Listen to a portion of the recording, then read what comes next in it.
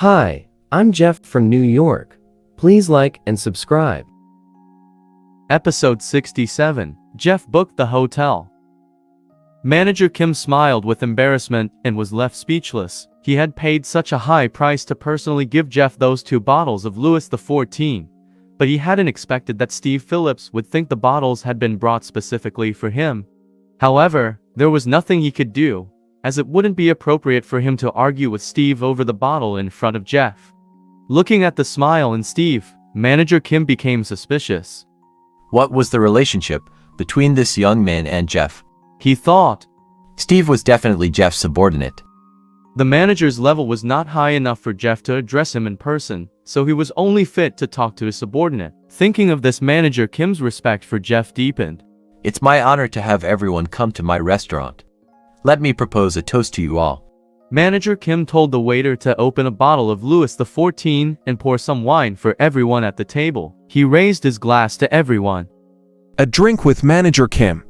I'll remember his good intentions with all my heart, Steve said with a smile, and then took a drink from his wine glass. Thank you, Manager Kim said, and continued to clink his glass with each of the others. What the hell do you think a subordinate of Jeff worth? What I need is for Jeff to remember me, the manager thought. Manager Kim appeared polite on the surface. While he toasted with Andrea and her aunts, he had no interest in them.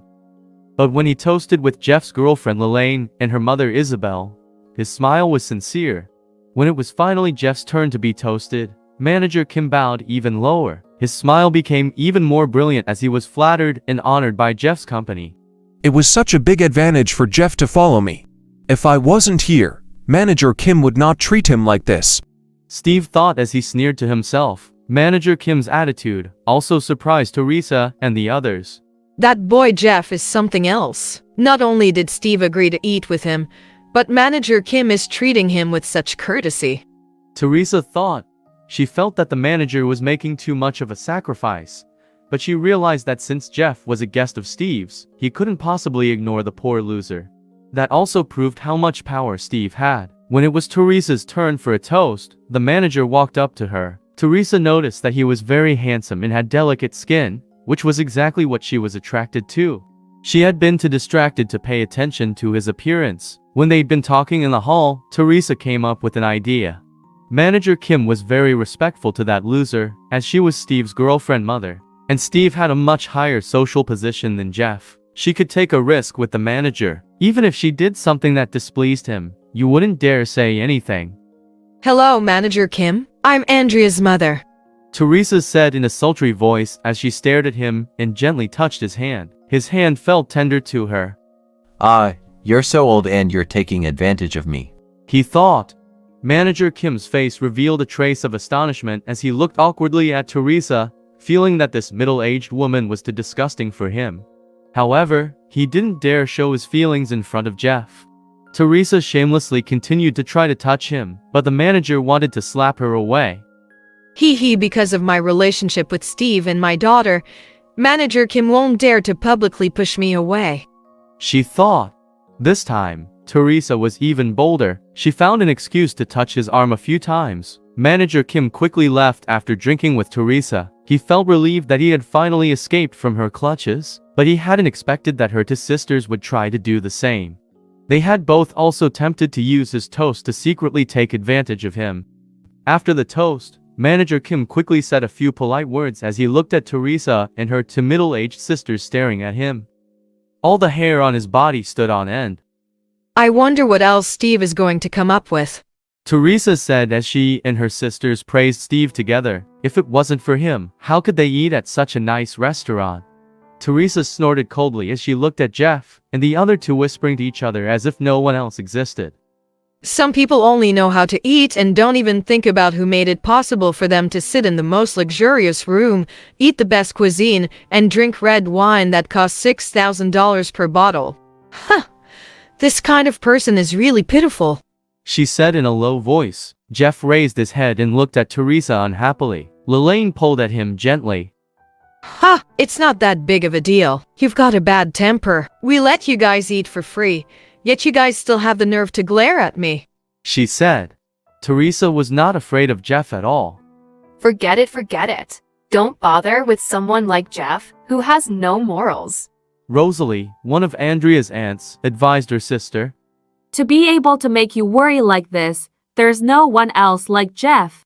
Interrupted by Glenda, who is another one of Andrea's aunts. Jeff only thought that these aunties blew hot air, and he didn't care what they said.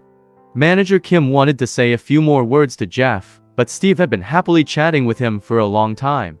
The perverted aunties also squeezed Manager Kim's middle and took advantage by touching him from time to time. If it weren't for the women's relationship with Jeff, he would kick them out of the restaurant if they dared to touch him again. As they walked out, a large truck stopped at the side door. The restaurant staff were unloading the goods. They paused to look at the fresh fish, beef, seafood, and vegetables. The ingredients in our restaurant are all imported from Europe, Japan, and other countries from around the world. Once the goods arrive at the port, they can be transported to a restaurant within 3 hours. It's definitely the freshest and most delicious food in New York City. Manager Kim said to Jeff and the others. Manager Kim, you are too polite. I just glanced at the truck and you're giving me a detailed introduction to your food. I asked my dad to come over to your place to eat next time. Steve smiled and patted him on the shoulder. He always felt that Manager Kim was being polite to him because of his father. This young fellow is truly narcissistic. I'm telling you about our products, but are you worthy of them? If Jeff wasn't here, would you dream of asking me this? With your dad's income level, our restaurant doesn't care about it. Do you think your dad's was awesome? That ridiculous. Kim thought. He respectfully watched Jeff and the others walk away. Then he walked back into the restaurant. Thinking back to how he had treated Jeff, he felt quite pleased with himself. Jeff, didn't you already book a hotel? Where is it? I'll take Andrea's aunties over there right now. Steve asked with raised eyebrows. What? He booked the hotel. Teresa said in surprise. She glanced at Jeff and said, What good hotel could he possibly find? We finally came to New York to have some fun. Will it be good enough to stay there? Mom, don't think like that. Jeff's hotel booking isn't bad. Andrea purposely said loudly to her mother so that she could criticize Jeff even more harshly when she saw the hotel that he had booked. Andrea glanced at Jeff with a smile. Jeff, what hotel did you book? She asked. The Secret Garden Guest House. Jeff said lightly. He didn't want to talk to this family anymore. If it wasn't for his promise yesterday to help them book a hotel, he would have left them behind and take Lillian and her mother away. Secret Garden Guest House. Andrea asked Steve if he knew it, but he shook his head. The most famous hotel in the country was the Secret Garden Guest House because it was not open to ordinary guests. People like Andrea and Steve had not heard of it. What? Andrea, haven't you heard about this hotel? Oh my, he must have found a small hotel somewhere. How could we go to such a place? We don't even know if it's safe or not. Let Jeff and Lillian go there. They're used to living in that kind of place. Teresa truly felt that the hotel that Jeff had found would not be good enough for them. Jeff didn't say anything and just smiled. It would be perfect if they didn't go. He thought. Mom, let's go look. The name doesn't sound so bad. Andrea said, trying to persuade her mother.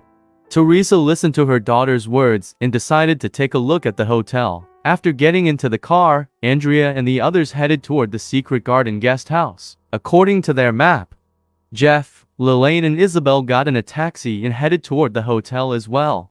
In Steve's car, Teresa let Steve first take them for a ride around New York City to see the evening scenery. As he drove his BMW leisurely along the wide streets, they saw Central Park, the sparkling water in the river, and the sounds from people sitting along the bank. This made Teresa and her sisters sigh deeply at the beauty of the city. That hotel is so beautiful. Teresa pointed at the majestic building outside the window and added, It would be great if we could stay there. By saying this, she was also hinting to Steve that she liked it. Steve glanced out the window. It was the Berkeley Hotel. That's the Berkeley Hotel, which is one of the most high-end hotels in the city. It's usually occupied by the most opulent people. Even the cheapest room would cost more than $5,000 a night. Steve smiled lightly. How could he not understand what Teresa meant? If it was only Teresa on her own, he would have let her stay at the Berkeley. But she brought her to sisters. Even if he had a lot of power, he wouldn't be willing to spend 3 times the amount of money. But Teresa, didn't let her disappointment show. It appeared that there was still quite a gap between Steve and the top families that she had imagined. Let's go look at the hotel Jeff picked out. If it's not good, I'll book a different hotel for you guys. As he said this, Darren drove his car toward the Secret Garden guest house. August 2023. Top super thanks purchasers. Thank you so much.